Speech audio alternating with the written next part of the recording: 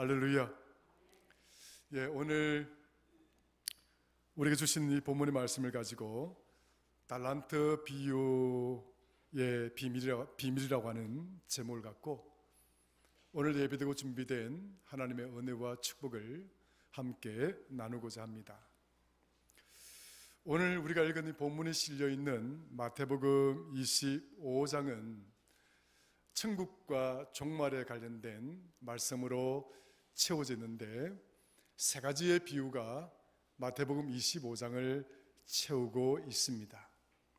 그러니까 마태복음 25장의 이 세 가지 비유를 통해서 천국과 종말의 의미가 어떤 의미를 갖고 있는지를 지금 우리에게 전달하고자 하는 것이지요. 첫 번째 비유가 뭐냐면 열처녀 비유입니다. 열처녀 비유가 쭉 나오고, 그 다음에 오늘 우리가 읽은 본문이 두 번째 비유죠. 그 다음에 세 번째 비유가 무엇인가 하니까 양과 염소의 비유입니다. 그런데 첫 번째 비유로 나오는 이 열처녀 비유는 하나님의 나라와 종말과 관련해서 성도들의 태도에 대해서 훈계하고 있고 교훈을 하고 있는 교훈이다, 이렇게 말씀을 드릴 수가 있습니다. 그러니까 늘 깨어있는 성도의 태도, 그것이 큰 주제라고 한다면, 세 번째 비유로 채워지고 있는 양과 염소의 비유는 반드시 하나님은 결산할 때가 있다라고 하는 것입니다. 반드시 결산하신다. 오른쪽에 양과 왼쪽에 염소로 구분하듯이 하나님은 하나님의 그 마지막 오메가 포인트, 그 종말의 때가 오면 반드시 하나님은 결산을 하실 것이다 하는 이야기를 하고 있습니다. 이와 같이 첫 번째 열처녀 비유를 통해서 성도들의 태도와, 그리고 세 번째 종말에 하나님은 반드시 결산하실 것이다 라고 하는 이 두 비유 사이에 오늘 우리가 읽은 이 달란트 비유가 여기에 배치되어져 있습니다. 그렇다면 이 달란트 비유는 하나님의 나라와 종말과 관련해서 우리에게 어떤 의미를, 어떤 교훈을 전달하기 위해서 이 달란트 비유가 이 열처녀 비유와 그리고 이 양과 염소의 비유 사이에 배치가 되어졌느냐 하는 것이죠. 오늘 설교의 핵심은 여기에 있습니다. 여기에 담겨진 의미와 그 교훈들을 살펴보고 하나님께서 오늘 우리들을 위해서 예비하신 그 은혜와 축복들을 함께 나누기를 소망합니다. 달란트 비유, 오늘 우리 읽은 이 본문은 달란트 비유라고 이야기를 하는데, 이 비유는 사실상 현실적으로는 불가능한 비유가 되겠습니다. 그러니까 마치 우리는 이 비유가 현실적으로 가능할 수 있는 비유처럼 생각을 할 수도 있습니다. 또 그렇게 생각을 해왔던 흐름도 있고요. 그러다 보니까 주일학교라든지 또 이런 데 보면 달란트 잔치를 하고 있지 않습니까? 사실 달란트 잔치라고 하는 것이 이 달란트가 어떤 의미, 어떤 금액인지를 알고 있다고 한다면 감히 달란트 잔치를 하기가 쉽지가 않습니다.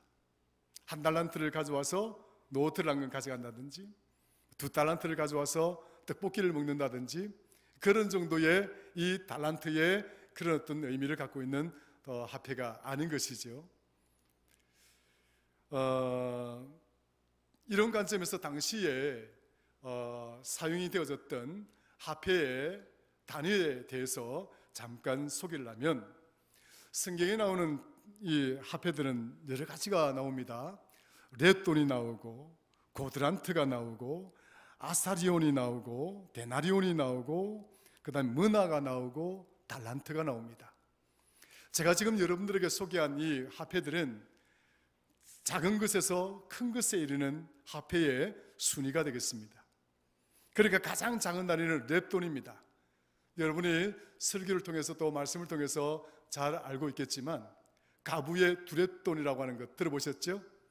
부자는 많은 돈을 하나님께 드리고 헌금을 하였지만 가부는 렛돈 2개, 꼴랑 렛돈 2개를 헌금을 합니다.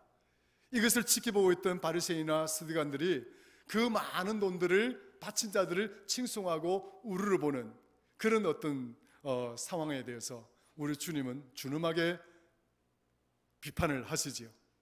부자가 저렇게 많은 돈을 헌금했던 것은 가진 것이 많기 때문에 적당하게 일부를 떼어서 헌금을 한 것이지만 저 가부가 헌금한 렛돈 2개는 가부의 전 재산과도 같은 것이다.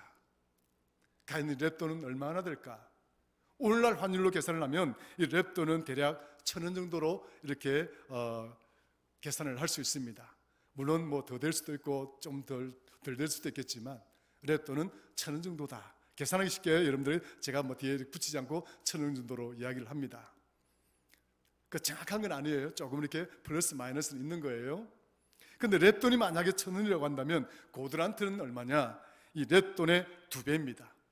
그래갖고 한 고드란트는 2,000원 정도 되겠죠? 그러면 아사리온은 얼마냐? 고드란트의 4배입니다. 그러니까 8,000원 정도 되는 거죠. 고드란트가 2,000원이니까 꼬박이 쌀을 하면 8,000원 정도가 됩니다. 그럼 데나리온은 얼마냐? 데나리온은 아사리온의 16배입니다. 곱하면 12만 8,000원이 됩니다. 오늘날의 환율로 따지면. 그러면 한 데나리온은, 우리가 데나리온 많이 들어보셨죠? 하루 노동자의 품삯이라고 이런 걸 많이 이해를 하고 있을 것입니다. 과거에는 한 5만 원, 6만 원 정도 했던 품삯이 지금은 뭐 15만 원, 20만 원 정도 하니까 한 데나리온에 지금 현재의 환율로 이야기를 하자면 약 12만 8천에서 15만 원 정도 이렇게 볼 수가 있는 거예요. 그럼 데나리온보다 더 큰 금액의 통화는 뭐냐? 머나입니다. 이 머나는 데나리온의 100배입니다. 그러면 12만 8천 원에다가 이 1머나 꼬박이 100을 하면 얼마입니까? 1280만 원입니다. 1머나가 적은 돈이 아니지요? 그러면 달란트는 얼마냐? 달란트는 1머나 꼬박이 100입니다. 그러면 이 1머나가 12만 8천 원이니까 한 달란트를 그 12만 8천에다가 뭡니까? 100을 딱 곱하면 얼마죠? 1280만 원이죠. 1머나가 1280만 원입니다. 1280만 원에다가 100을 곱하면 얼마예요? 1억 2,800만 원. 동그라미 또 하나 더 12억 8천만 원. 그러니까 이 한 달란트라고 하는 것이 오늘날 환율로 따지자면 12억을 넘는다는 돈이에요. 어마어마한 돈이지요. 이건 어마어마한 돈입니다. 그 당시에 그 로마 귀족들도 이 달란트를 함부로 쓸 수가 없어요. 오늘날 우리가 달러를 막 이렇게 많이 쓴다 이렇게 하면 금융 그 감독청에서 통제를 받잖아요. 그리고 해외 여행을 갈 때도 이게 우리가 이 달러를 많이 가져 나갈 수가 없습니다. 이와 마찬가지로 이 달란트는 그 당시에 최고의 귀족도 함부로 쓸 수 있는 돈이 아니에요. 고대 역사가 요세푸스가 기록한 그 역사에 보면 그 당시에 이스라엘 갈릴리 지역입니다. 그 갈릴리 지역에서 1년 동안 세금으로 거둬들이는 그 세금이 얼마냐? 갈릴리 지역 넓어요. 거기가 풍요로운 곳이에요. 꽤 잘 사는 동네입니다. 그것도 유대 땅에서도. 그런데 이 갈릴리에서 1년 동안 이 로마가 거둬들이는 세금이 얼마인가 하니까 200달란트라고 기록이 되어져 있습니다. 그러니까 요세푸스 고대 역사학자 요세푸스가 한 지역에 1년에 거둬들이는 세금이 200달란트 정도 같으면은 200달란트의 기준에서 1달란트라고 하는 것은 이는 어마어마한 거죠. 그러니까 이 달란트를 이렇게 이런 의미로 우리가 생각을 할 때 이 달란트는 적은 돈이 아니에요. 그리고 또 그 당시에 상황에 비추어서 주인이 자기가 데리고 있는 종들에게 뭐 이렇게 은혜를 베풀 수는 있지만 그렇다고 해서 이 자기 종들에게 한 달란트 12억 8천만 원이나 되는 돈을 갖다가 맡길 정도로 그러한 사회가 아닙니다. 또 그렇게 될 수도 없는 것이고요. 또 그리고 그 종들은 그 달란트를 설령 받았다 할지라도 그 돈을 쓸 수가 없어요. 어디 가서 씁니까? 그 종이 귀족들도 못 쓰는 돈인데요.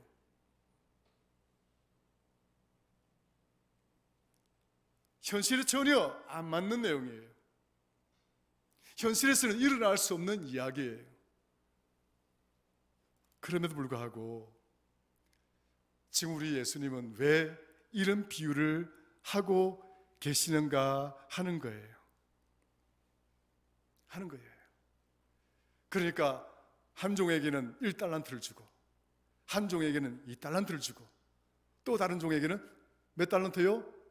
5달란트를 주었다는 거예요. 맡겼다는 거예요. 굉장히 특이하죠? 일어날 수 없는 일입니다.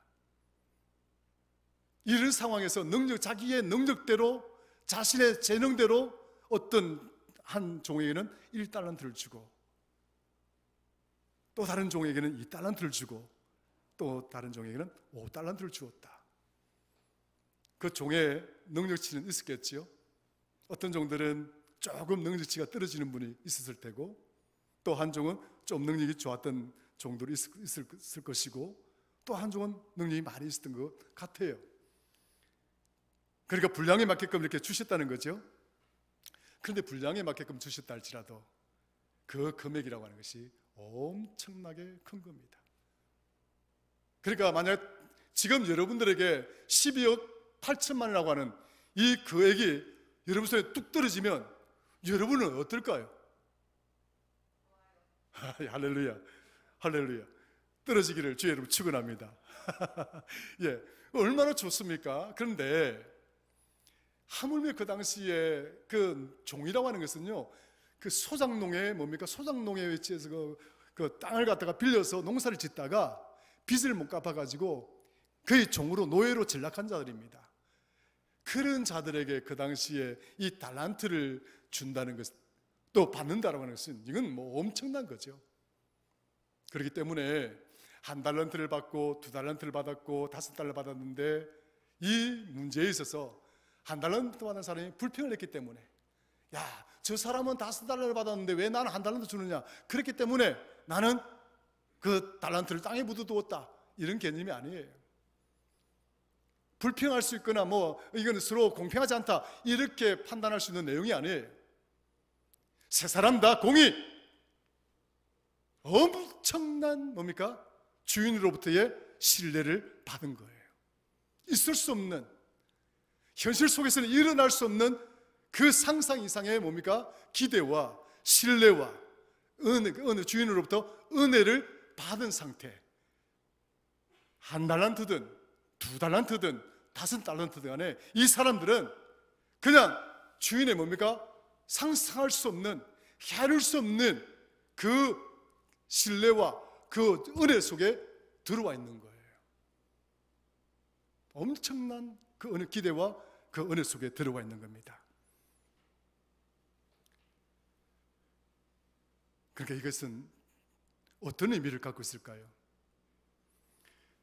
그래서 달란트 비유를 통해서 지금 우리에게 이야기를 하고자 하는 그 의미를 이렇게 좀 간단하게 그 목적을 이야기를 해본다고 한다면 첫 번째 그 목적은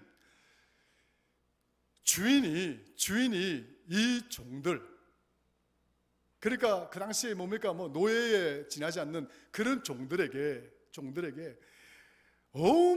현실 속에서 일어날 수도 없는 그 현실을 초월한 어떤 기대와 전적인 신뢰와 은혜를 베풀었다라고 하는 그 의미를 첫 번째 우리에게 전달하고자 하는 겁니다. 일어날 수 없는 그 상황. 두 번째는 이 달란트를 주시면서 이 달란트 비유를 통해서 지금 성경은 우리에게 뭘 가르치고 있느냐면, 1달란트를 받았든 2달란트를 받았든 5달란트를 받았든지 간에 주인의 생각은 이 달란트를 통해서 어떤 이윤을 남기고 또 이윤을 받으려고 했던 것이 아니었다라고 하는 거예요. 그게 고스란히 나타나지 않습니까? 한번 본문 한번 볼까요? 26절이죠. 26절 한번 가봅시다.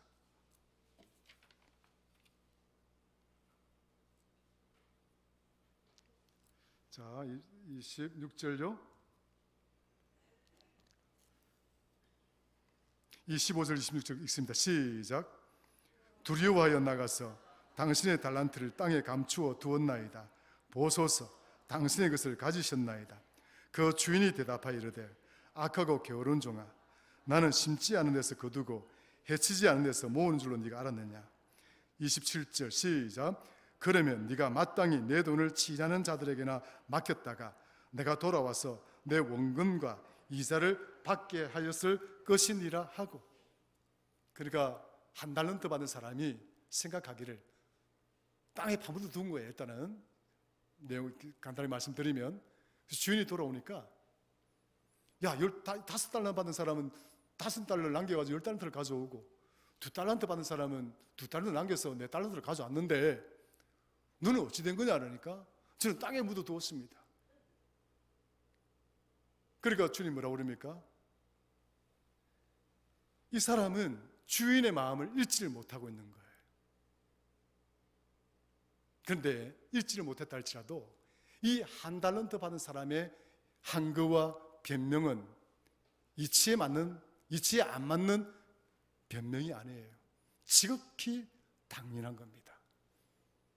한 달란트 받은 사람이 왜 그 돈을 땅에다가 묻어두었느냐라고 하는 거예요.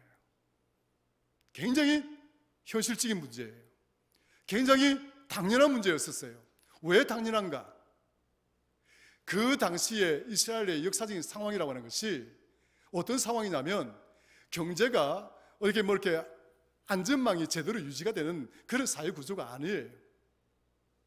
여러분 알다시피 예수님이 오시기 전 700년, 그러니까 700년 되는 아시리아라고 하는 제국주의 나라가 이스라엘을 점령하고, 또 587년이죠. 그때는 바벨론이라는 나라가, 500년 되는 바벨론 나라가 이스라엘을 점령하고, 이 바벨론이 무너지니까 400년 되는 페르시아라는 나라가 쳐들어와서 이스라엘을 점령하고 있고, 또 페르시아가 무너지니까 마게도냐의 알렉산더 대왕이 쳐들어와서 저들을 땅을 지배하고, 알렉산더가 죽고 물러가니까 또 어디입니까? 이집트와 시리아가 쳐들어와서 200년 동안 그 땅에서 6차도 여섯 번의 전쟁을 치러냅니다.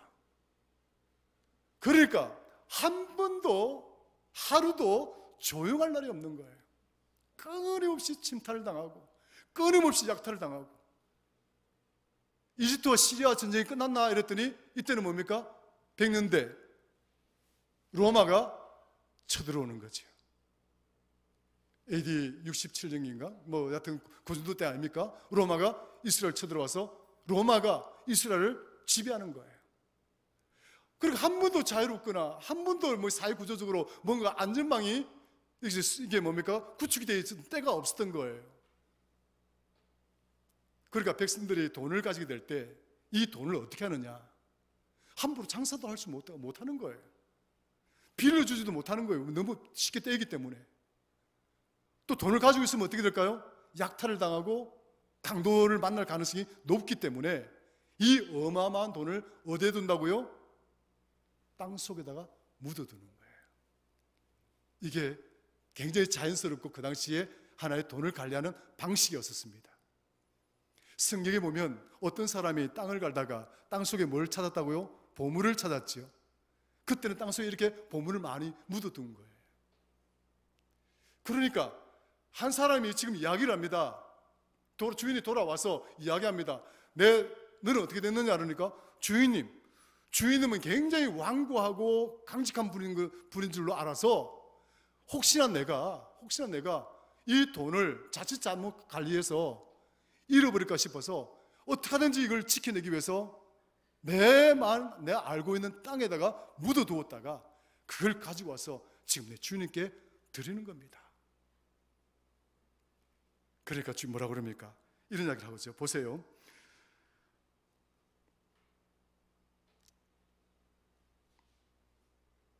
24절에 보면 이런 이야기 합니다.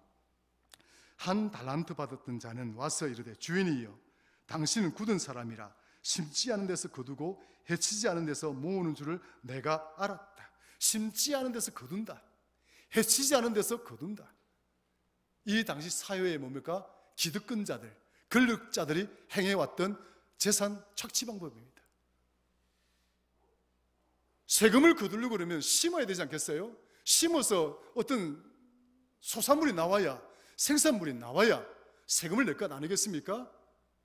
그럼에도 불구하고 농사를 짓든지 말든지 세금부터 뺏어가는 거예요. 돈을 먼저 뺏어가는 거예요. 그 당시의 권력자들, 그 당시 이방의 나라들은 수탈하는 거죠. 약탈하는 거죠. 내 주인이 나는 그런 분인 줄 알았다. 종의 생각은 당연한 거죠. 우리 주인이나 밖에서 지금 뭡니까? 권력을 가지고 있고 기득권을 갖고 있는 저들이나 힘 있는 자니까 똑같은 거 아니냐.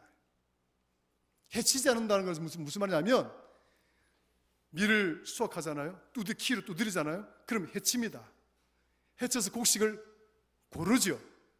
그런데 이 종은 뭐라고 이야기를 하는지 하면, 자기 주인이 해치지 않는 곳에서 뭡니까? 뺏어간다, 가져간다는 거예요. 그런 사람인 줄 알았다는 거예요. 자기가 알고 있는, 자기가 살아가고 있는 세상에서 힘을 가진 자들과 똑같이 당신도 그런 힘을 가지고 우리를 짓누르고 혹은 힘을 가지고 당신은 재산을 관리하는 줄 나는 알았다. 그래서 만에 하나 내가 그 어마어마한 돈을 받아가지고 내가 그걸 관리를 잘못하면 어찌 되겠습니까? 땅속에다 묻어두었습니다. 따지고 보면 이렇게 말할 수 있는 거죠. 주인님 잘했지요. 칭찬들을 만다 해요. 왜? 빼앗기지 않고, 약탈당하지 않고, 수탈당하지 않고 관리를 했기 때문에 그런 거예요. 그런데 주인의 목적이란 그 돈을 가지고 그렇게 그냥 안이하게 자기 자신의 생각, 자기 판단과 자기 가치 기준에 따라서 그것을 지켜내고, 그리고 그것을 통해서 장사를 통해서 이윤을 남기고, 그것이 이 주인의 마음이 아니었다라고 하는 거예요. 주인이 뭐라고 이야기합니까? 보십시다. 이렇게 이야기합니다. 25절 보니까 종이 주인을 향하여 두려웠습니다 라고 이야기하잖아요. 그래서 땅에 감추었다라고 이야기하지 않습니까? 26절에 그 주인이 대답하여 이르되 악하고 게으른 종아, 나는 심지 않은 데서 거두고 해치지 않은 데서 모으는 줄로 네가 알았느냐. 나는 그런 자가 아니다. 만약에 내가 그런 자였다고 한다면 나는 너에게 달란트를 주지도 않았을 것이고 그 달란트를 맡기지도 않았을 것이다.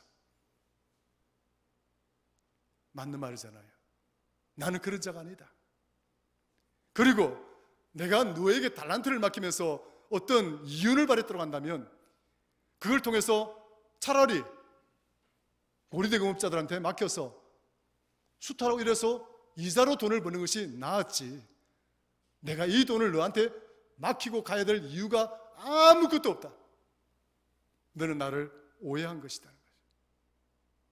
너는 나를 착각한 것이다. 나는 그런 자가 아니다. 종은 주인이 함께 오랫동안 있으면서 그 주인의 마음을 읽지를 못한 거예요.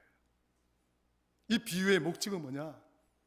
달란트는 두 번째로는 이유를 남기기 위해서 우리한테 그 종들에게 달란트를 준 것이 아니라고 하는 거예요. 세 번째, 이 달란트 비유의 세 번째 목적은 바로 주인의 마음을 아는 것입니다. 주인의 마음을 아는 자가 반드시 그 열매를 거둔다라고 하는 사실을 보여주기 위함인 거예요. 오랫동안 주인과 함께 있으면서도 주인의 마음을 몰랐던 이 한 달란트 받은 종과, 그럼에도 불구하고 2달란트와 5달란트를 받은 이 사람들은 이 주인과 오래 함께 있으면서 주인이 어떤 주인이라는 것을 알았다는 거예요. 주인이 어떤 마음을 가지고 있는지를 알았다는 거예요. 어떻게 알았느냐?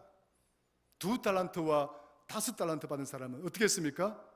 그걸 받고 즉시 나가서 장사했다라고 했습니다.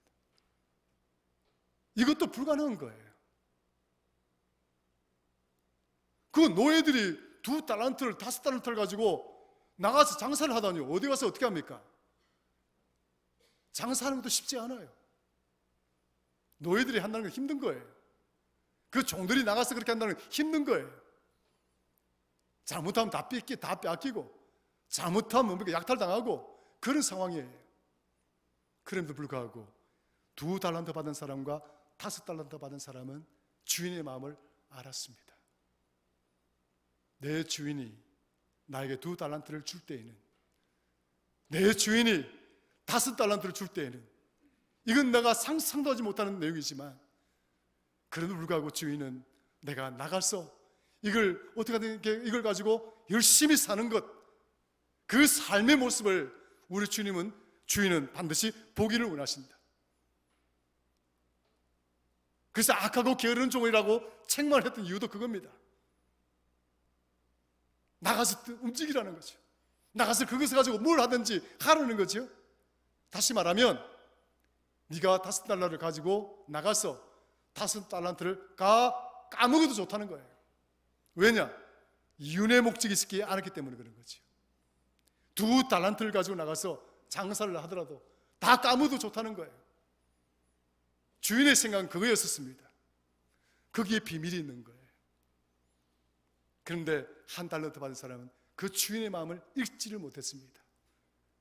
우리 주인은 완고한 분이고 강직한 분이고, 그래서 내가 조금이라도 잃어버리면 혹이나 나를 감옥에 넣거나 혹이나 나를 죽이거나 그게 두려웠다는 거예요. 그런데 지금 달란트를 주신 이 주인은 나는 그런 자가 아니다. 아직도 내가 그런 자라, 그런 아는 것을 몰랐는 자라고 하는 것을 이야기를 하고 있는 거죠. 그런데 이 주인이 누구예요? 누구예요 지금 이 주인이? 예수님이에요. 예수님 그걸 이야기하고 있습니다. 주인이 먼 길로 갔다 이 땅에 오셔서 주님이 십자가의 고난을 당하셨습니다. 그리고 십자가 위에서 죽으셨습니다.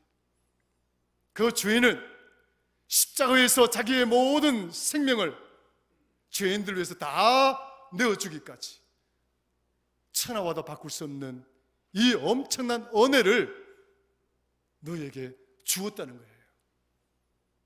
그게 달란트입니다. 사랑하는 성도 여러분, 그것도 은혜가 1달란트이든 그 은혜가 2달란트이든 아니면 5달란트이든 간에 종들에게는 상상할 수 없는 돈이었고 종들에게는 감히 만져볼 수도 없는 돈이었습니다. 다시 말하면 예수 그리스도로 말미암아서 내가 구원을 받았다는 이 은혜는 세상에 그 어떤 돈으로도 환산할 수 있는 것이 아니에요. 여러분들이 가진 것으로는 도저히 가질 수 있는 것이 아니란 말이에요. 주인이 전적으로 종들에게 주는 선물이 아니라고 한다면 가질 수가 없는 거예요. 다시 말하면 주인이 5달란트와 2달란트와 1달란트를 이 종들에게 주었다는 이 의미는 바로 우리 예수님이 십자가를 통해서 자신의 모든 목숨까지도 내어서 저와 여러분들의 죄를 사하시고 그리고 저와 여러분들에게 영원한 생명을 주시고 구원을 주셨다라고 하는 이 은혜를 이 비유를 통해서 설명을 하고 있는 거예요. 그리고 주님은 어디로 갔다고요? 먼 길로 가셨다. 그 먼 길이 어디예요? 살아나셔서 하나님의 나라로 가신 거예요. 하나님의 나라는 이런 것이다라고 이야기하고 있는 것 아니겠습니까? 지금 마태복음 25장이 하나님의 나라를 이야기하고 있는 것 아니겠습니까? 하나님의 나라는 이런 것이야. 하나님이 우리에게 이 엄청난 은혜를 주시고 주님은 우리의 장막치를 예비하기 위해서 하나님 곁으로 가신 거예요. 그분이 다시 오실 때에 오신다는 거죠. 다시 오실 때에 김 목사에게도 물을 것이고 오늘 여기 앉아있는 여러분들에게도 주님은 물으실 거란 말이에요. 너를 십자가 위해서 내가 너를 샀다. 내 목숨을 내어 던져서 하나님의 백성으로 내가 너를 삼았다. 나는 너를 전적으로 신뢰하였고 내 손바닥에 새긴 이름처럼 너를 존귀히 여겼다. 돌아와서 그 받은 바 은혜를 너는 어떤 식으로 살아왔느냐 라고 묻고 있는 거예요. 성도 여러분, 내가 받은 바 은혜가 5달란트일 수 있고 2달란트일 수 있고 1달란트일 수 있겠지만, 그러나 중요한 것은 하나님은, 주님은 이 달란트를 통해서, 우리가 가진 이 은혜의 달란트를 통해서 5달란트를 남기는 것이 목적이 아니고 2달란트를 남기는 것이 목적이 아니라 즉시 나가서 그 달란트를 사용하는 것입니다. 믿으시길 축원합니다. 즉시 내가 받은 바 이 은혜를 나가서 사용하는 것입니다. 그래서 강도를 만날 수도 있고, 때로는 고난을 만나서, 때로는 불경기를 만나서, 때로는 정말 상상하지 못하는 어려움을 직면해서 내가 가진 이 달란트를 때로는 빼앗길 수도 있고 잃어버릴 수도 있고 그럴 수도 있겠지만, 중요한 것은 내가 너를 향한 내 마음, 이 달란트, 이 은혜를 공급한 내 마음을, 주인의 마음을 오늘 저와 여러분들이 아는 것입니다. 이 비유를 통해서 오늘 우리들을 향하신 하나님이 나에게 베푸신 이 은혜를 한번 들여다보십시다. 그 달란트가 5달란트, 2달란트, 1달란트라고 하는 그 수치에 있는 것이 아니라 내가 받은 바 이 은혜를 깊이 묵상하시면서 2달란트와 5달란트 사람이 즉시 나가서 움직이고 실천했던 것처럼 하나님이 기뻐하시고 하나님 정녕 좋아하시는 일, 하나님이 흡족히 여기시는 그 일들이 무엇인지를 우리가 한번 살펴서 주인의 마음을 알아서 이 교회 문을 나선다면 2달란트와 5달란트를 받은 사람처럼 그 은혜를 내 삶 속에서 실천하고 행동에 옮겨나가는 그런 지혜로운 성도가 될 수 있기를 주의 이름으로 축원합니다. 달란트 비유를 통해서 우리는 이 은혜를 깨달아야 됩니다. 하나님 앞에 마지막에 설 때에 악하고 게으른 종아 이런 책망을 받는 자가 되지 마시고, 가진 것조차도 박탈당하는 자가 되지 마시고, 나를 향하신 하나님의 이 거신 은혜를 깊이 생각하시면서 이후로 펼쳐지는 내 삶에 이 달란트가 주는 이 교훈의 이 참된 의미의 은혜의 삶을 충실하게 살아서 100배, 60배, 30배의 풍성한 열매를 맺는 저와 여러분들 될 수 있기를 주의 이름으로 축원합니다. 하나님 아버지 고맙고 감사합니다. 오늘 우리에게 주신 말씀을 통해서 깨닫습니다. 우리는 하나님으로부터 너무나 큰 은혜를 받았습니다. 너무나 큰 축복을 받았습니다. 1달란트이든 2달란트이든 5달란트이든 이루 상상할 수 없는 축복입니다.